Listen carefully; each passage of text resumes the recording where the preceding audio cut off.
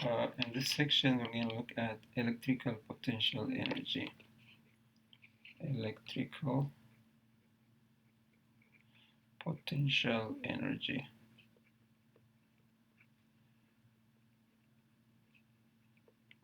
Most of the stuff we're going to do in this section has to do with the fact that electrical forces are conservative forces. So we're going to start by defining or reviewing conservative forces. Conservative forces. We have discussed this in the previous course. Conservative forces are forces for which the work done is independent of the path followed. For example, let's say a particle is transported from here to here under the influence of a conservative force. Now, whether it follows this path, whether it follows this path, whether it follows this path, the work done by a conservative force is always equal. So, work done by a conservative force does not depend on the paths followed. Okay? So, conservative forces are forces for which the work done is independent of the path followed. Independent on the path followed.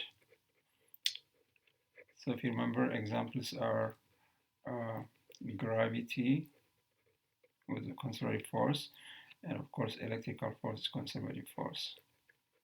Okay, so if it doesn't depend on the path followed, on what factors does it depend? It depends on a quantity that we call potential energy. Okay, it's equal to the negative change in potential energy. Let's say the particle has potential energy over here, initial potential energy, and then its potential energy at the final point is UF. Then work done by a conservative force equals to the negative of change in potential energy, which is the negative of the potential energy at the final location minus the potential energy at the initial location. So work done by any conservative force depends on the change in potential energy of the particle is equal to the negative of the change in potential energy. And what's potential energy? Potential energy is energy an object has just because of its location, orientation, shape, and so on. Okay? So for any conservative force, the work done is simply the negative of the change in potential energy. It doesn't depend on the path followed. Another property has to do with mechanical energy. So let's review mechanical energy first. We have two kinds of energy. They are kinetic energy and potential energy. What we call mechanical energy is the sum of potential energy and kinetic energy. Kinetic energy plus potential energy.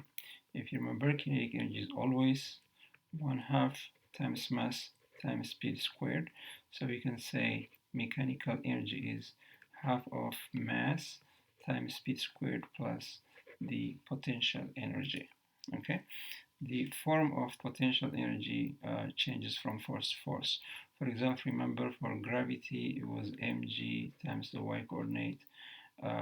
For a spring it was half kx squared and so on. So it depends on the nature of the force. It doesn't have a unique value. Okay, so this is how we calculate mechanical energy, which is simply the sum of the kinetic energy of the particle and the potential energy of the particle. Okay, now for conservative forces, mechanical energy is conserved. For conservative forces,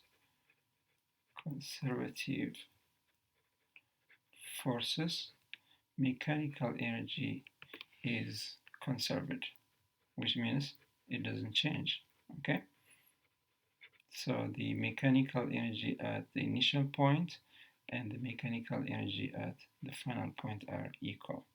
All right, so we can write as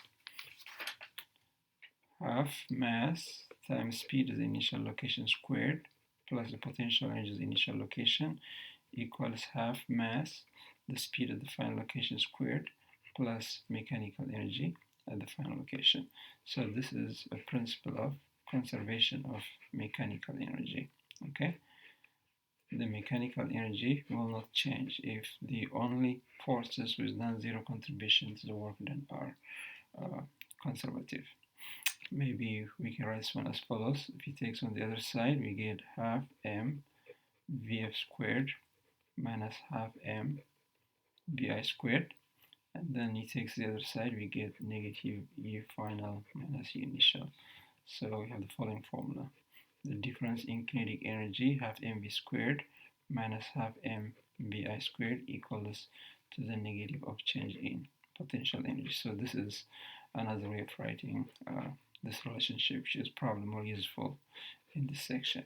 Okay, so there are two properties of conservative forces. One is the work done by a conservative force equals to the negative of the change in potential energy, and the second property is the mechanical energy is conserved if the only forces acting the object with non-zero contribution to the work done are conservative, then mechanical energy is conserved.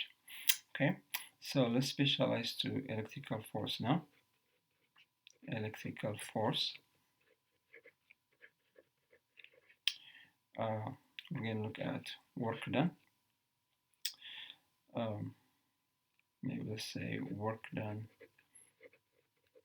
by electrical force. All right, let's look at the definition of work. Work, if you remember, is the product of the component of the force in the direction of the displacement and the magnitude of displacement. Let's say this object is displaced from this location to this location, okay, and this is the magnitude of the displacement d. Let's say this is the force that's moving it. Let's say it's magnitude f.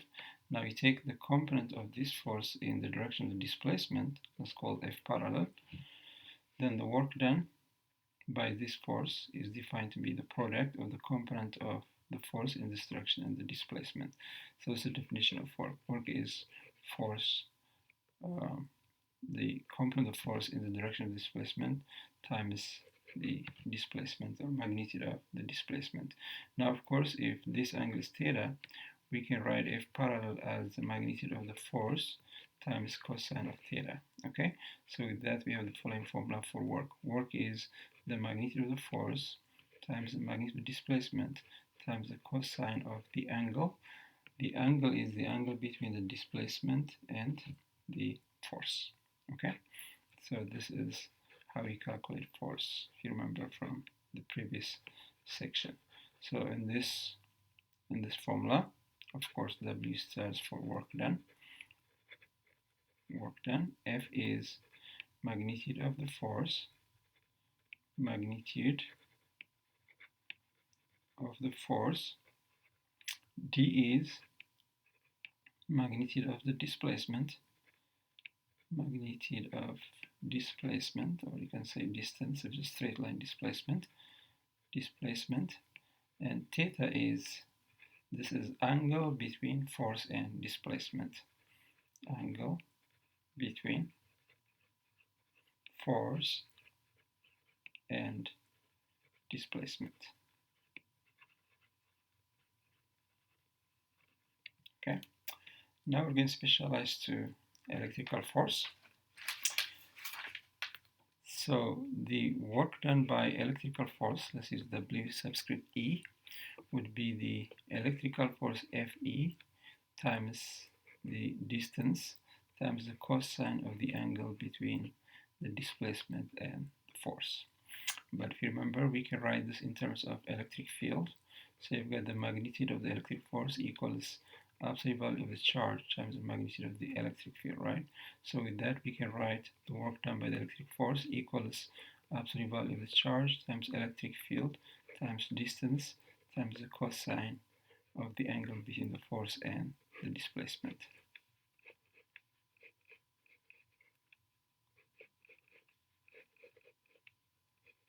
Now it's very important that you note over here this angle is angle between the force and the displacement, but sometimes it might be given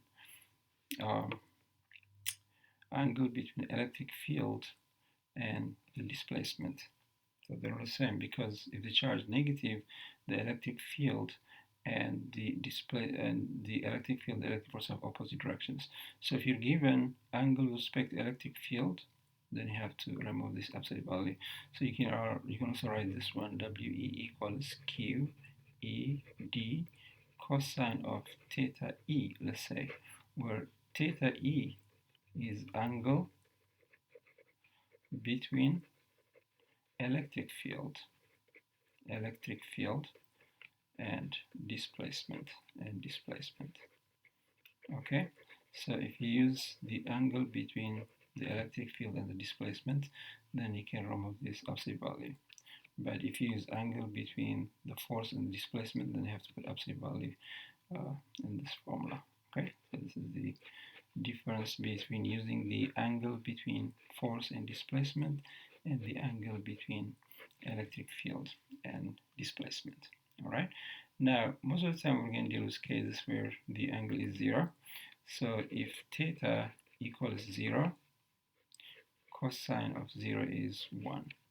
Okay, so this angle simplifies to work done by the electric field equals charge times the magnitude of the electric field times d times 1 cosine of 0. Okay, so this is the case if the angle is 0, if theta equals 0, right?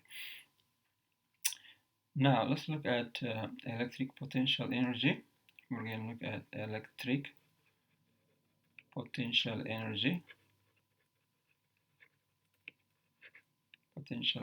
We're going to use U as we did before. Okay, so since electric force is conservative, we can simply say the work done by the electric force equals to the negative of change in potential energy, or the negative of potential energy at final location minus potential energy at initial location. Okay, so this is the relationship between the change in electrical potential energy and the work done by the electric force. Okay, so let's try to express the change in potential energy in terms of electric field.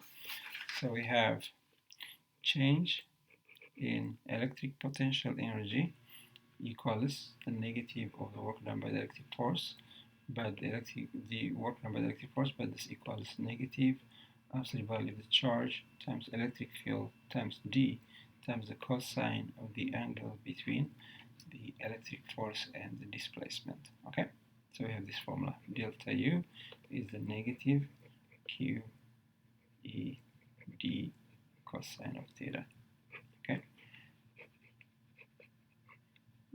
Now, most of the time we're going to deal with cases where the angle is 0. So if theta equals 0, we can simplify this formula to this implies cosine of 0 equals 1, and the formula becomes delta U equals negative absolute value of the charge times the electric field times the distance. This is if theta equals 0. If theta equals 0. Okay, so this is the formula for the change in potential energy as it displays a charge from one location to another location. All right, now we want to define a quantity that does not depend on the charge. As the transport, let's say, charge from here to here, the change in potential energy, as you can see, it depends on the amount of charge. So we want to define a quantity that does not depend on this charge. Okay, we want to make it a property of these 2 points. The way you do that is you define a quantity as change in potential energy per a unit charge. That is, you define a quantity which is the change in potential energy when a unit charge is displaced from here to here, and that's called potential difference. Potential difference. So we're going to use delta V to represent it.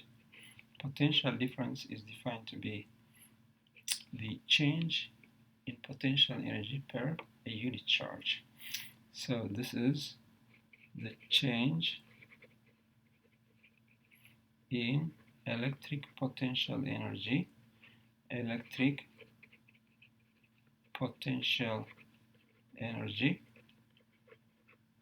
per a unit charge, per a unit charge as the charge is displaced from one point to another. The charge is displaced from one point to the other, to another, from one point to another. So mathematically we can write as delta V is change in potential energy divided by the charge. Okay, this is the definition of potential difference. Let's say you take a charge Q from here to here. Okay, you measure the change in potential energy, you divide it by the charge, you get the potential difference between the 2 points. So the potential difference is basically the change in energy as a unit charge is placed from here to here. So it doesn't depend on the charge, it's a property of the points. And this one is customarily written as the change in potential energy. The change in potential energy equals charge times potential difference. Okay, that's how it's written customarily. Now let's look at the unit of potential difference. As you can see from this formula, the unit of delta V is the unit of energy, which is joule, divided by the unit of charge, which is coulomb. Okay, this is defined to be the volt, or abbreviated by capital B. Okay, so the unit of potential difference is the volt. All right. Now we're going to define a unit of energy which is customarily used in atomic physics. Is called electron volt. Let's define the electron volt. Electron volt. This is a unit of energy, or the change in potential energy when an electron displaces through a potential difference of 1 volt. Okay, this is amount of energy, or let's say change in potential energy,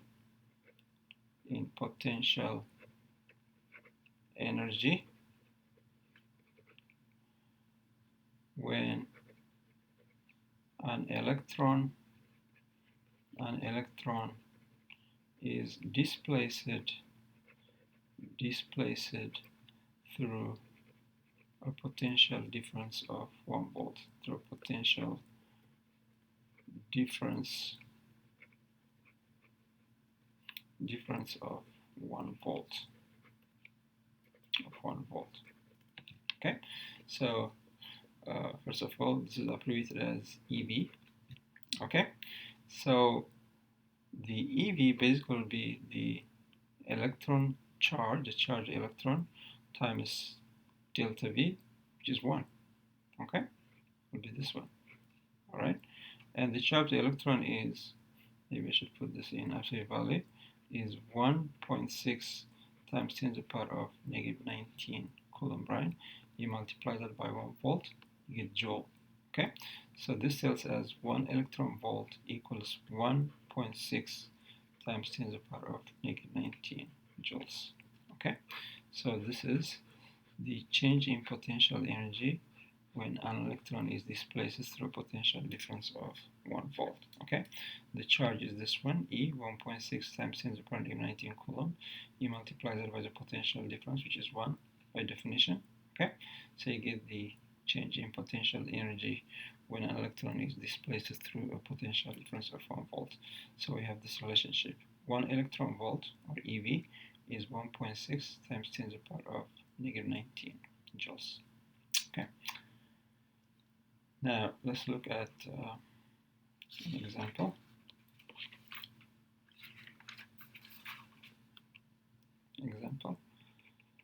Let's say we have this positively charged plate, and then we have this negatively charged plate.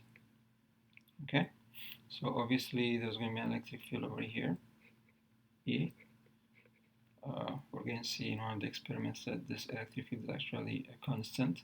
So let's say the electric field maybe is 100 Newton per Coulomb.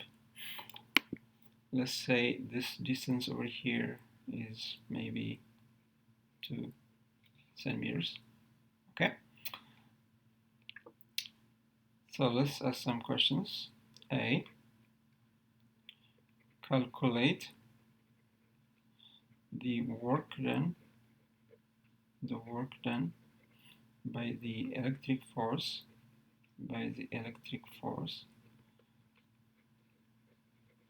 let's say when a 2 Coulomb charge is displaced from the positive to the negative plate, from the positive to the negative plate. Okay, so we have a charge over here. It's a positive charge. Okay, so the electric force is going to push it this way. This will repel it. This will attract it. So it's going to be displaced this way. Okay, so the displacement is this way. The electric force is this way. The angle is 0. Okay, so in this case, our angle would be 0 because the direction of the force and the displacement are the same. It will be displaced this way, and the electric force will be this way. You see, it's a positive charge, will be repelled by this one, attracted by this one. All right, so the angle is 0. We're told the electric field is 100 newtons per meter, and we're told the displacement is 2 centimeters, or 2 times 10 to the power negative 2 meters. Okay, and we're looking for the work done by the electric force. Okay, the work done by the electric force is charge electric field times d times the cosine of the angle. Okay, so we have 2 Coulomb. Okay, the charge is 2 Coulomb. Q is 2 Coulomb, and the electric field is 100. The distance is 2 centimeters. Okay, and the angle is 0. All right, so we have this kills this one, so we've got 4. So this is 4 joules. Okay, now B, calculate the change in potential energy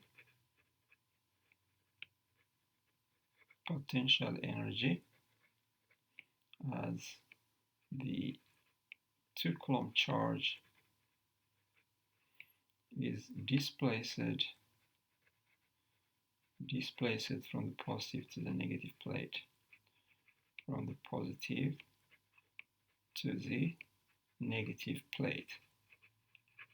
Okay, so looking for delta U, the difference, the change in the energy of the object as it goes from this location over here to this location. Okay, and so we're looking for delta U, and delta U is related to the work done by the electric field, which is delta U equals the negative of the work done by the electric force. We already calculated the work to be 4 joules, so it's going to be negative 4 joules. Okay, negative 4 joules. All right, so you see the potential energy decreases, it's negative. So you can say that it has a higher potential energy over here than was as the negative plate over here. So as a positive charge is displaced in the direction of the electric field, it loses electric potential energy. Okay, now let's calculate the potential difference between the positive plate and the negative plate. Calculate the potential difference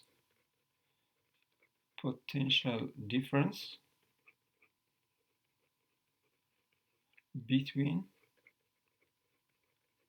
the positive and the negative plate, the positive and the negative plate. Okay, so we're looking for delta V. Okay, and delta V is simply delta U divided by the charge. Okay, we just saw that delta is negative 4 joules, delta U is negative 4 joules, and the charge, of course, is 2 Coulomb. Okay, so the potential difference is negative 4 divided by 2, which is negative 2 volts. What does the negative mean? The negative means the negative plate is at a lower potential than the positive plate, because the change is final minus initial. Okay, so it means the negative plate is at a lower potential than the positive plate. Now, this is a quantity that doesn't depend on charge. Okay, this is a potential difference in place. Now, let's say we want to find the change for another charge. Calculate the change in potential energy. Let's say maybe 4 coulomb charge is displaced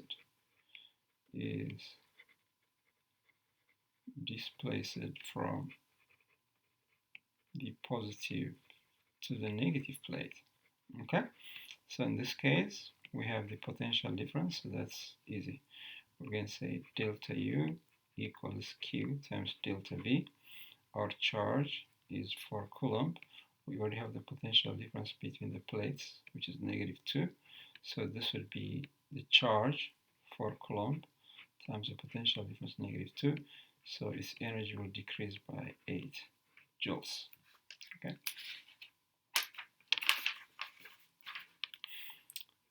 Now, let's consider an application of the conservation of mechanical energy. Okay. Let's say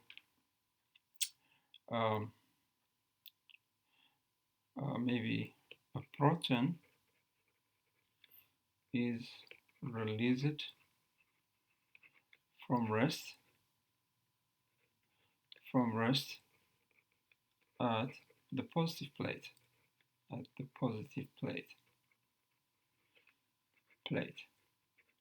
The question is calculate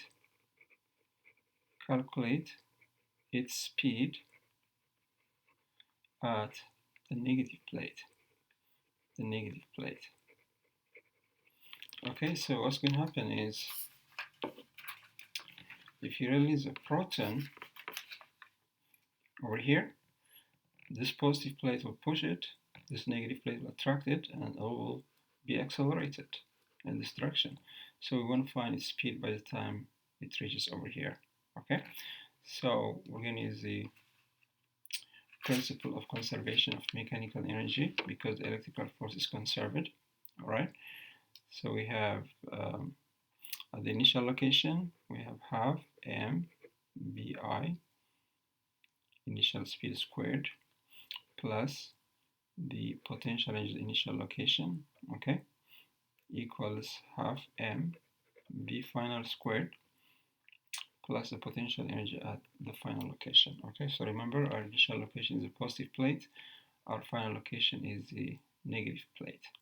All right, now we're told to release it from rest, so we've got vi equals 0.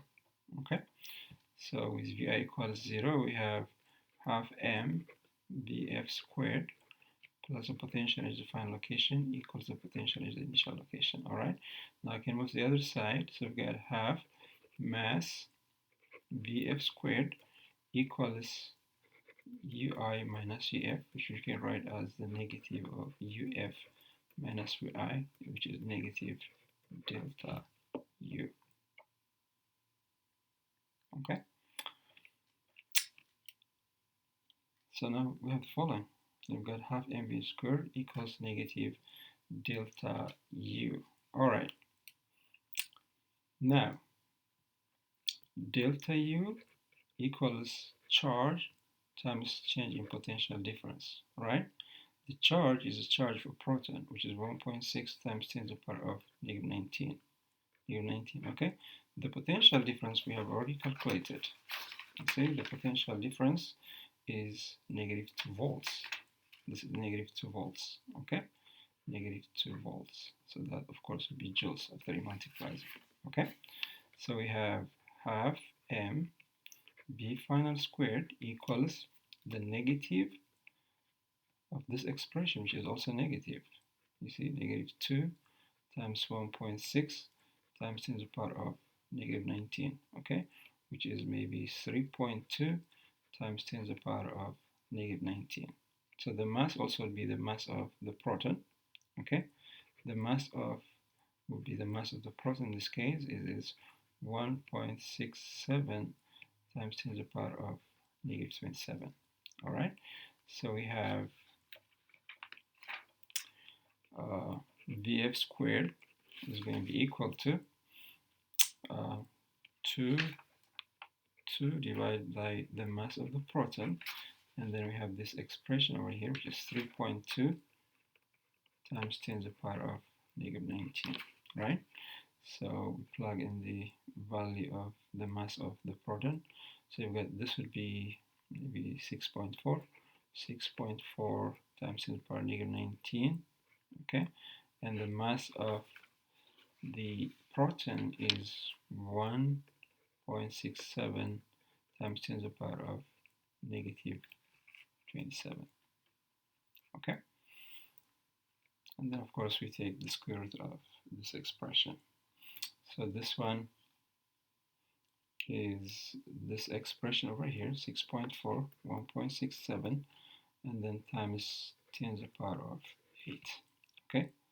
That's Vf squared, and then of course Vf would be the square root of this expression over here, and then of course times 10 to the power of 4 meters per second, right? Okay. Next, we're going to look at the potential due to a point charge. Potential due to a point charge.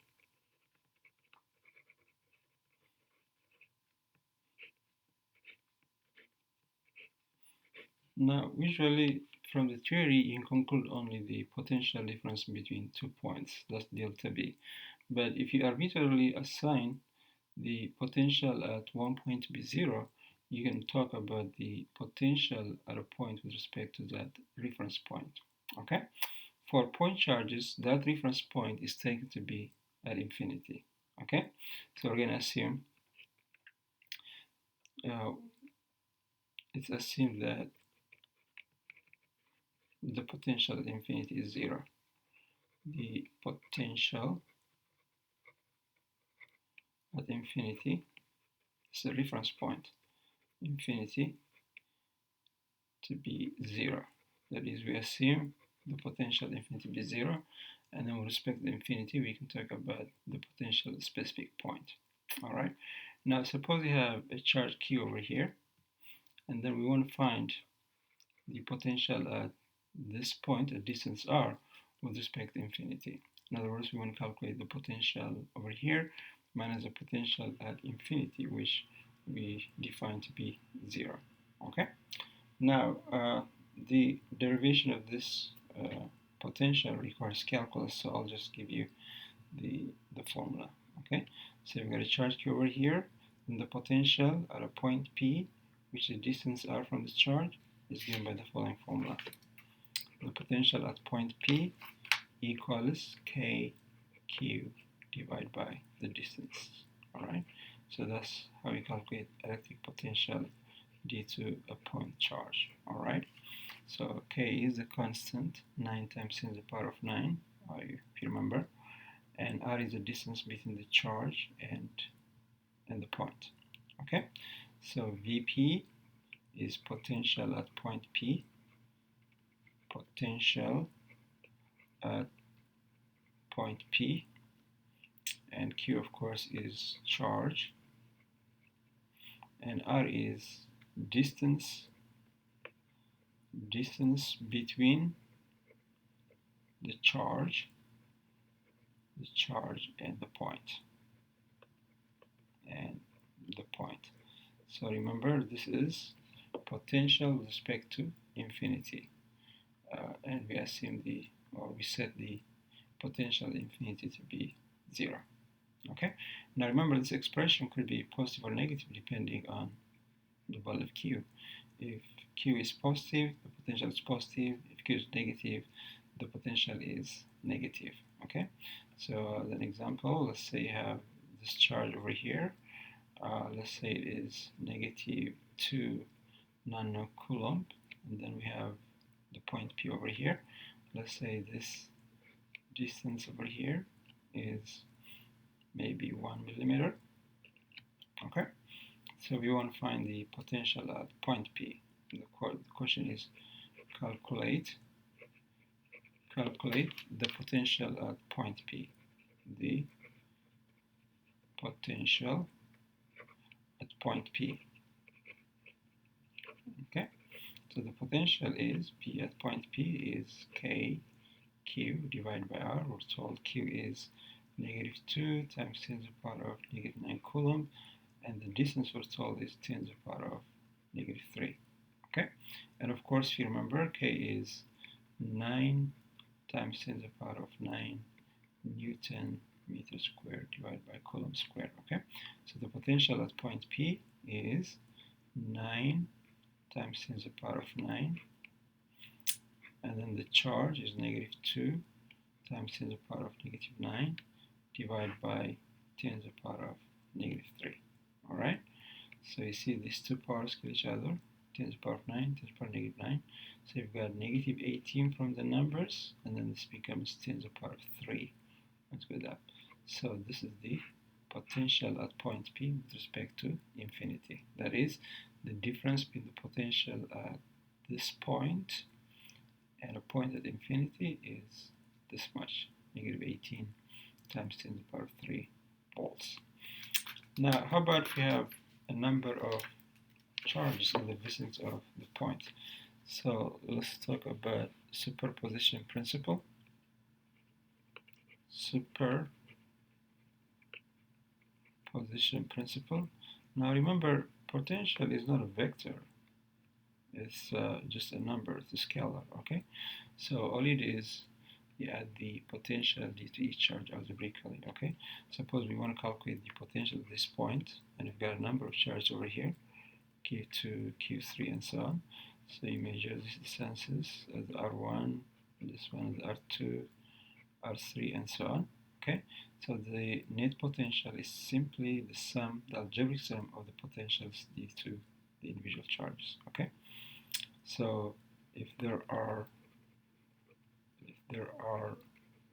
a number of charges in the vicinity of a point,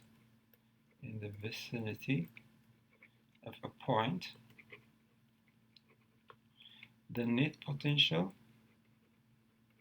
potential is the algebraic sum. That's very important. The algebraic, let's just add the numbers, okay, like any number. The algebraic sum of the potentials due to the individual charges, okay? All it is, you calculate the potential due to each charge and add them together, okay?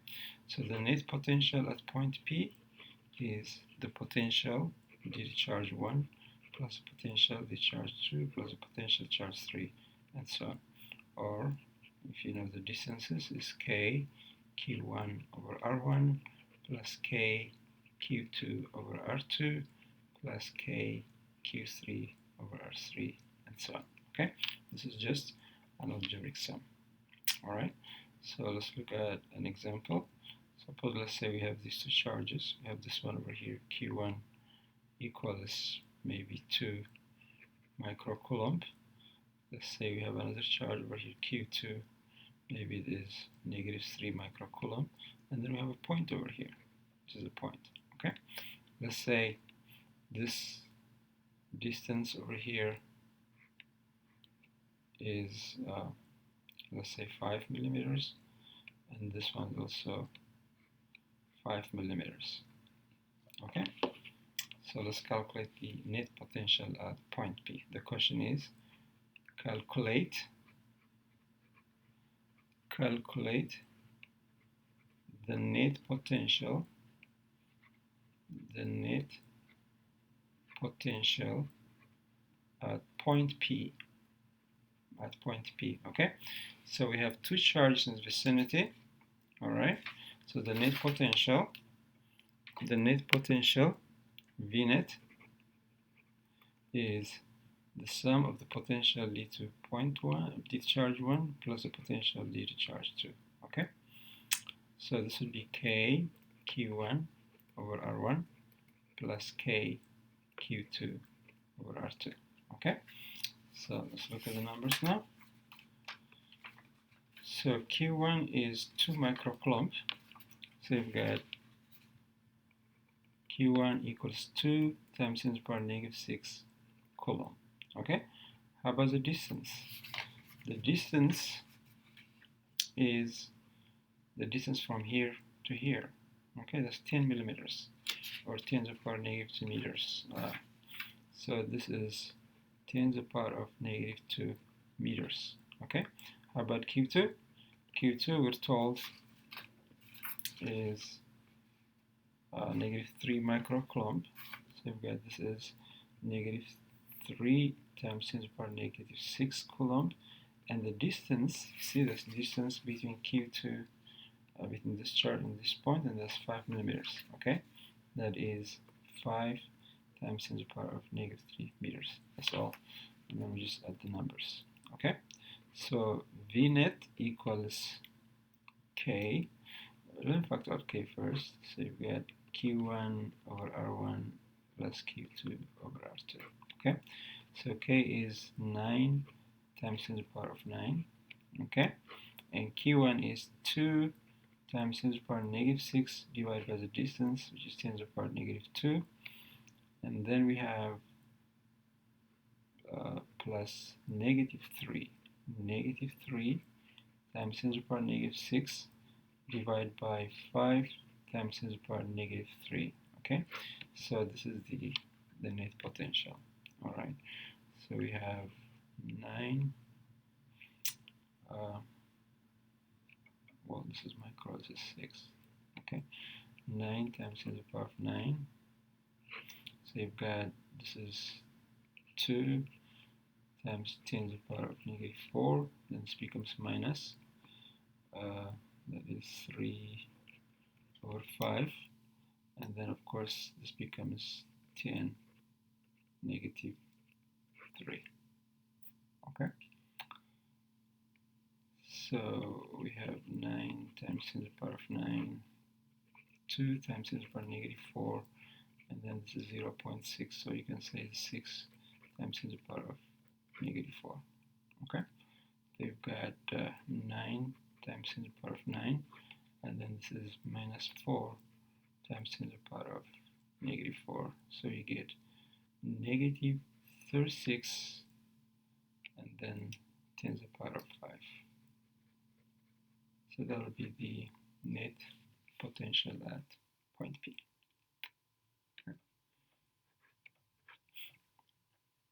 Okay. Next, we're going to look at potential energy stored by two charges. Potential energy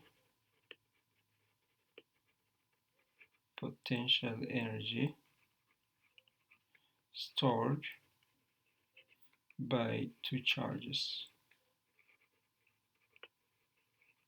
Okay, so let's say you have a positive charge over here, you've got a positive charge over here. Why do we say there's energy stored between these two charges? Because if you let this one go, this will repel it and it'll get motion out of nothing. Okay, so we say there must have been energy stored by these two charges because you can get motion energy out of nothing. Okay, and then if you've got a positive charge and negative charge, if you let this one go, what happens? This charge attracts it, you get motion. So there must have been energy stored between these two charges, which is leading to the motion energy. Okay, so how do we define the amount of energy stored in two charges? Is defined to be the amount of work that has to be done by an external force to bring one of the charges from infinity to this location. Okay, suppose let's say you have charge Q1 over here, charge Q2 over here. So obviously there's energy stored between these two charges. The reason is, let's say it was no positive. You have to do energy, you have to do work to get this charge from infinity to this location, because this charge is going to push you, okay? You have to do work against the force is this charge to bring it from infinity to this location, okay? So the potential energy stored by these two charges is defined to be the amount of work has to be done by an external force to bring charge Q2 from infinity to its location, okay? So you can say the potential energy stored by these two charges is defined to be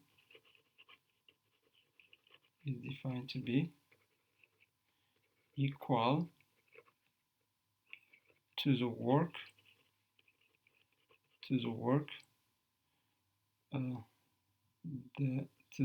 needed to be done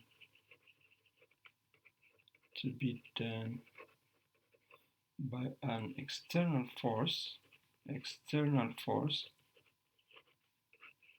from infinity to its location, from infinity to its location, okay? So you start from infinity, let's say it's infinity. The amount of work you have to do to bring this charge Q2 from infinity to this location is what you call the amount of energy stored by these two charges, okay? Because this, let's say if both are positive, this charge can push the charge this way. An external force has to do work to push against that force and bring this charge to this location, okay? So the work that the external force has to do to push this charge from infinity to this location against the force of this charge is equal to the amount of energy stored by these two charges, okay?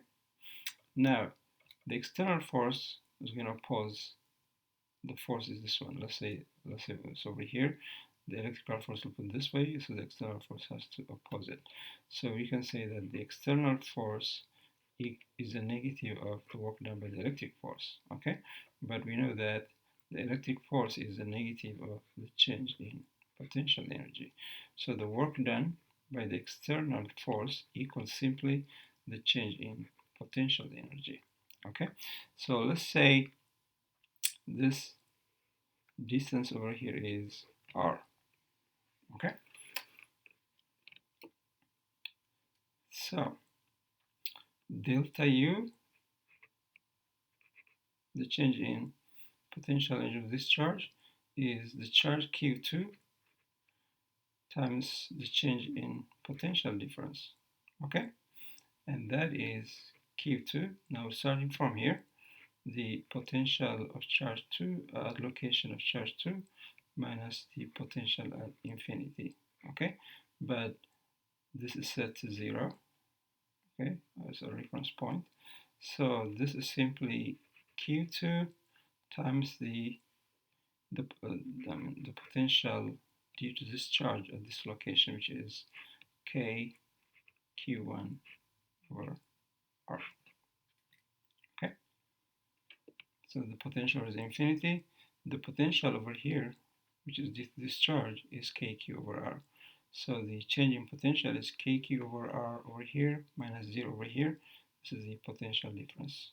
And then you multiply that by the charge, you get the change in potential energy, which is equal to the energy stored by the two charges. Okay, so we have the following formula for the energy stored by the two charges: K, Q1, Q2, R. Okay, so in this formula, U is energy stored by charges Q1 and Q2 when they are separated by distance r, when they're separated by a distance r. Okay, now this energy could be positive or negative. If these two charges have the same sign, the energy is positive. If these two charges have opposite sign, the energy is negative. In other words, repulsive energy is taken to be positive and attractive energy is taken to be negative. Right? Okay. Now we're going to look at conductors in electrostatic equilibrium. Conductors in electrostatic equilibrium.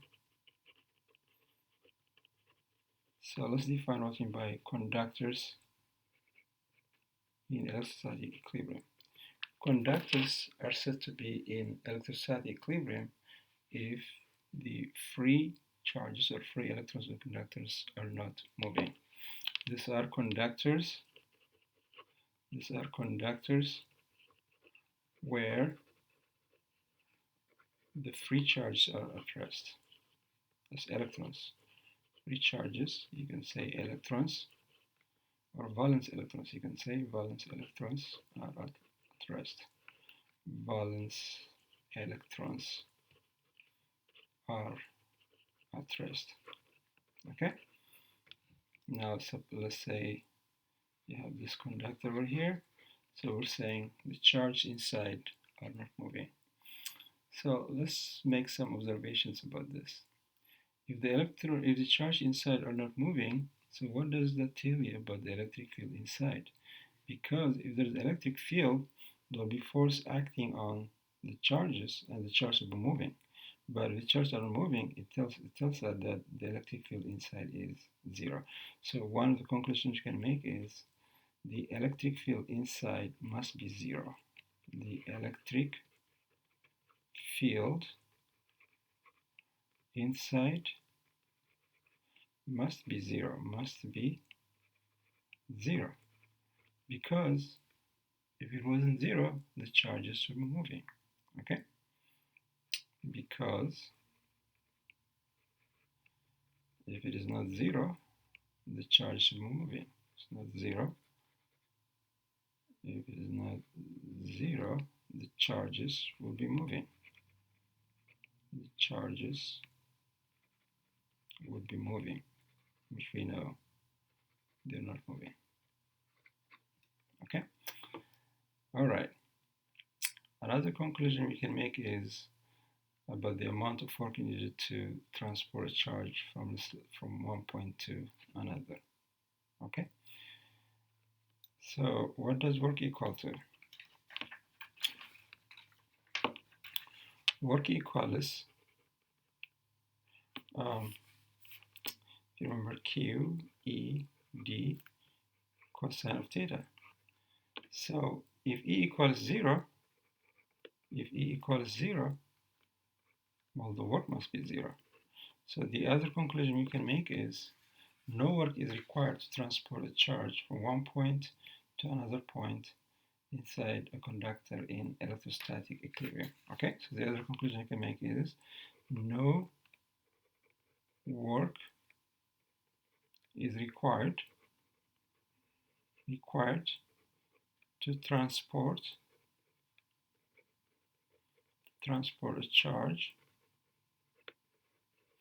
from one point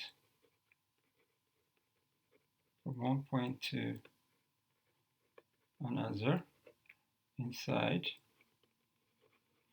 a conductor in electrostatic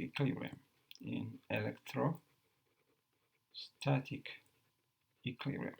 Okay, so this is one observation we can make. And the reason is very simple. If the electric field is zero, the work is zero. Okay? And so if the work is zero, remember, work can also be written as negative delta U, which is also negative Q times delta V. Okay? So if the work is zero, if work equals zero, it follows that this potential difference is zero. That means all points inside a conductor in electrostatic equilibrium at the same potential. So the other conclusion you can make is all points inside a conductor in electrostatic equilibrium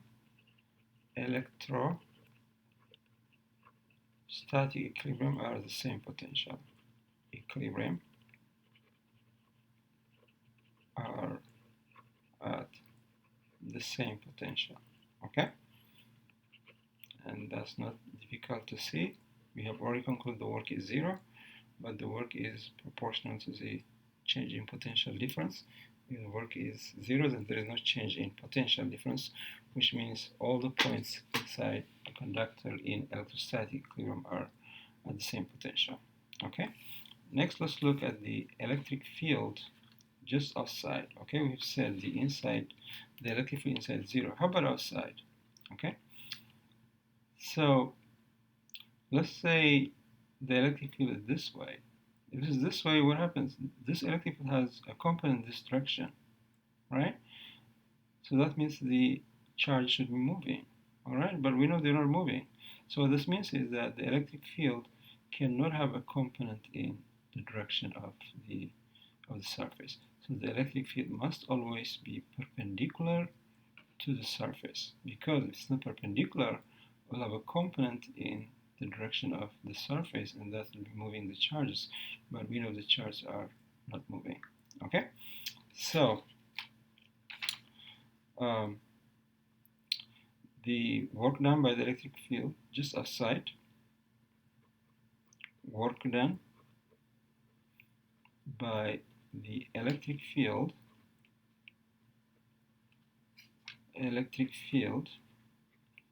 just outside would be given like this. The work equals Q E D cosine of theta. Okay, but we know this work is zero.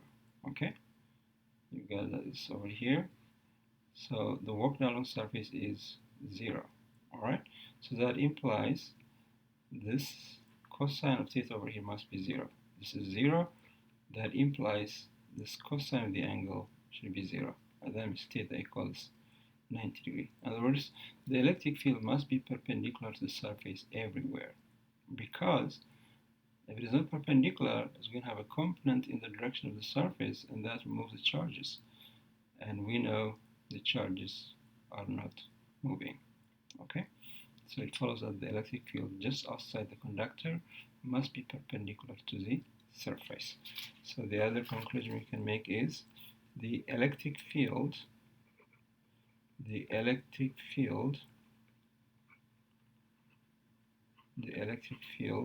just outside the conductor is perpendicular to the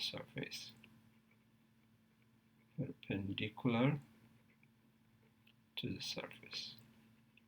Okay, so this is some of the conclusions we can make about a conductor in electrostatic equilibrium. Okay, first, if the charges are not moving, then that means there is an electric field inside, because if there is electric field, the charge will be moving. If they're not moving, there is no electric field inside. So the electric field inside a conductor in electrostatic equilibrium must be zero. And then if you want to transfer charge from one point to another, okay, if the electric is zero, it's going to be zero. So no work is needed to transport charge from one point to another inside a conductor. But work also equals Q times delta V. Okay, so if this is zero, delta V equals zero. That means all the points are at the same potential. All right, and then for the electric field just outside, you see, you would calculate the electric using this formula, where this is the angle between the electric field and the displacement. But this is zero, you know, this angle must be 90 degrees. This electric field cannot have a component in this direction, because if it has a component in this direction, the charge is moving, which we know they're not moving. Okay, so the electric field just outside must be perpendicular to the surface. Now let's look at equipotential surfaces. Equipotential surfaces. These are surfaces containing points at the same potential. These are surfaces containing points at the same potential. These are surfaces containing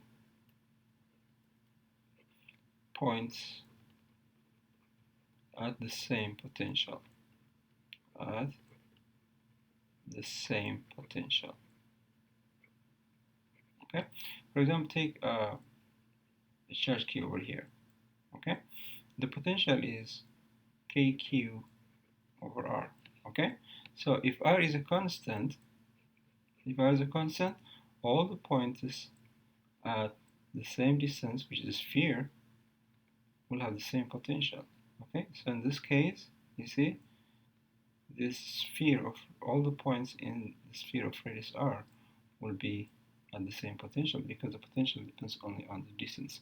So this surface centered at the charge be an equipotential surface. Okay, so for a point charge, the equipotential surface is a spherical surface. So, for example, for a point charge,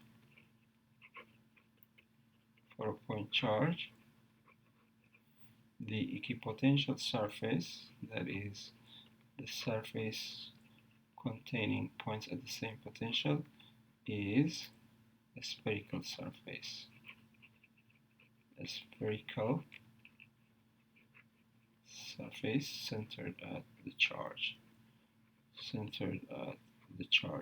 And the reason is the potential depends on the radius. So all points same radius, which is all points in a spherical surface, will be at the same potential.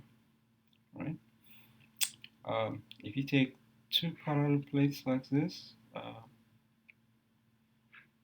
experiment shows that the electric field is almost a constant over here like this, and the potential surfaces would be lines like this.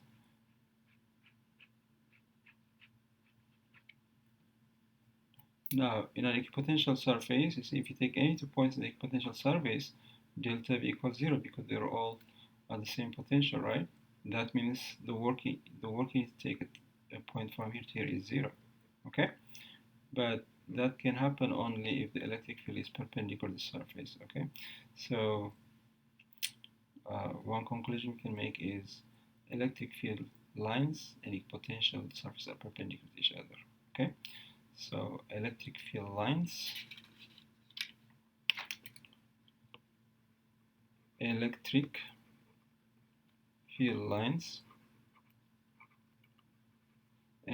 equipotential surfaces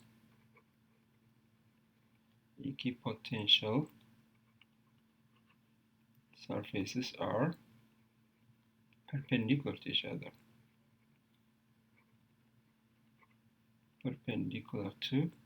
other. The reason is, this is an equipotential surface over here, you see, so the work done along the surface must be 0 because they're all the same potential. The work depends on potential difference, right? So work equals Q times delta V. So if all these points are the same potential, delta V is 0, so the work done will be 0, right?